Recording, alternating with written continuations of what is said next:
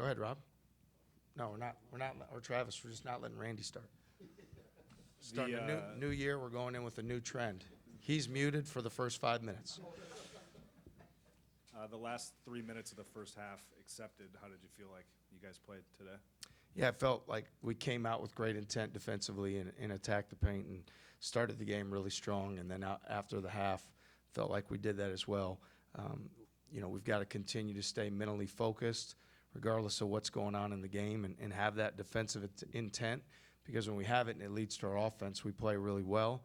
There was good things out there. Obviously, from my vantage point, I want to play, the best that we can play and continue to challenge our guys to do it. And at the same time, I understand there's, certain things that at times can be distracting.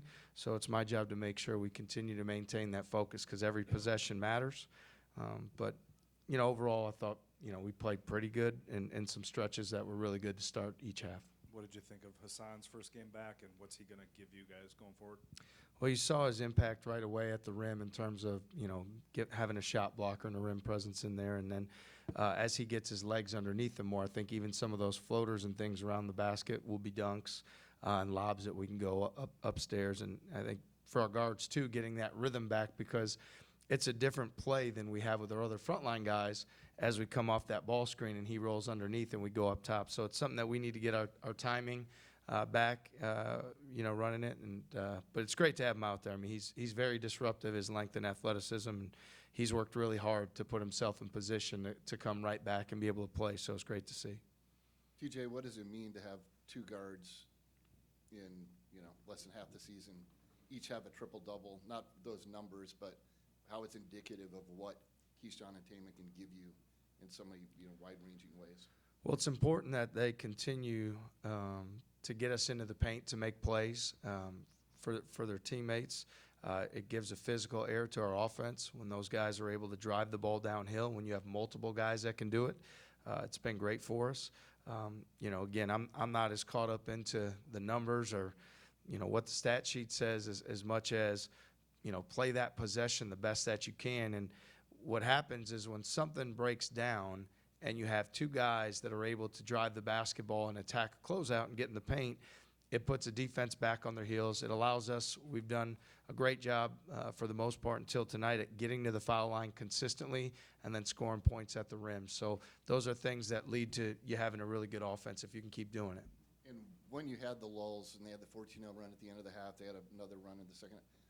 Was it sometimes not working the basketball as much as you need to for a good shot on offense, affecting defense in those stretches? Yeah, we've got to be better at understanding when we have an advantage situation in transition and being great with, if we get a great opportunity there, we want to take it.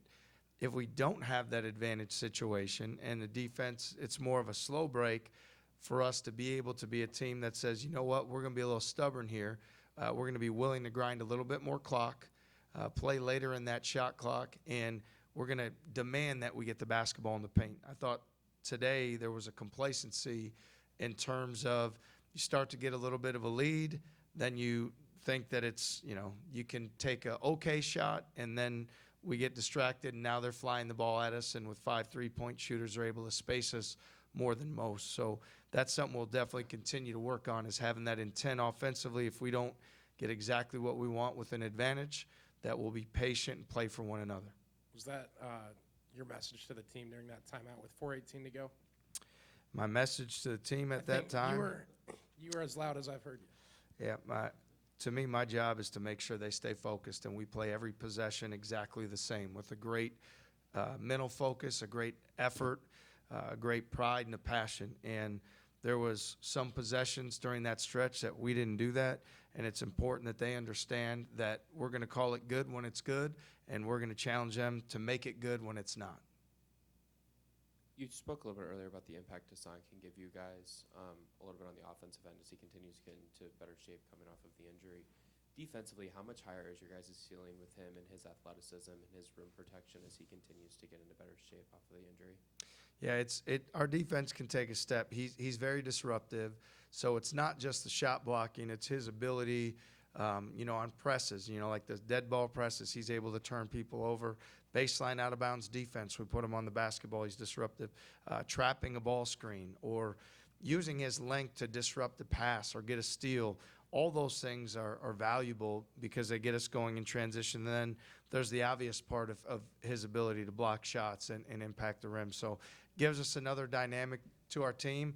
We need to continue to elevate his conditioning because I'm sure today that was a challenge for him. But, I'd say overall like a good first outing for him. And then Taman spoke about, Rob is known as being physical and giving you guys a physical presence on the inside, and Hassan is obviously a little bit more athletic and can block more shots.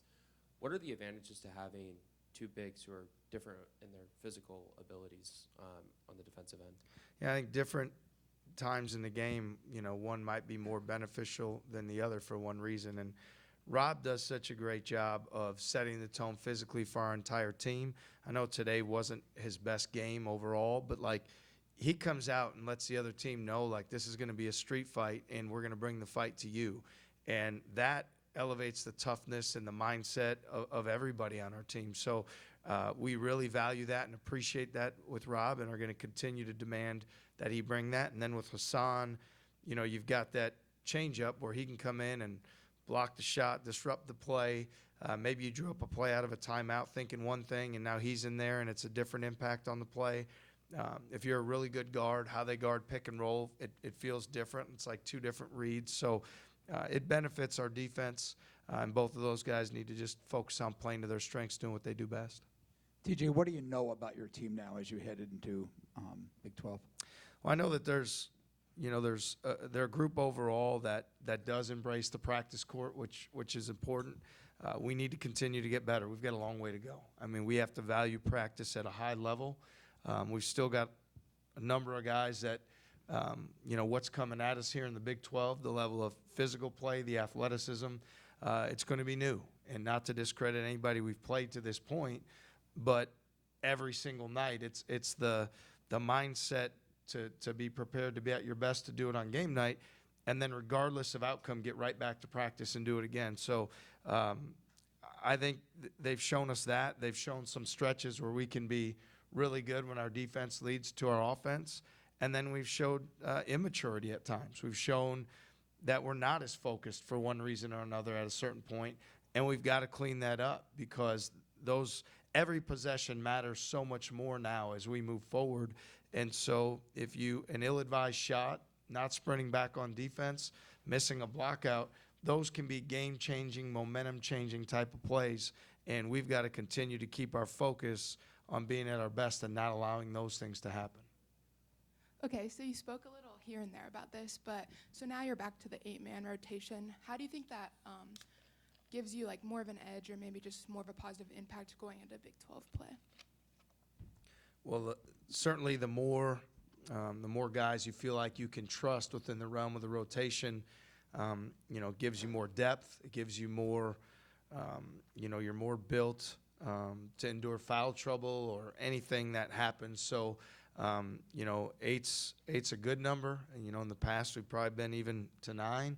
So we'll continue to challenge the guys that are not in that 8 to do everything they can every day to try to expand that rotation and be ready to go on game night. But, I think the more depth you have certainly gives you chances to fight through adversity more and through some challenges within the realm of the game. So it's great to have Hassan back out there for that reason and just, for who he is anyway, what he means to our guys and our team. Thanks, everyone. Thank you.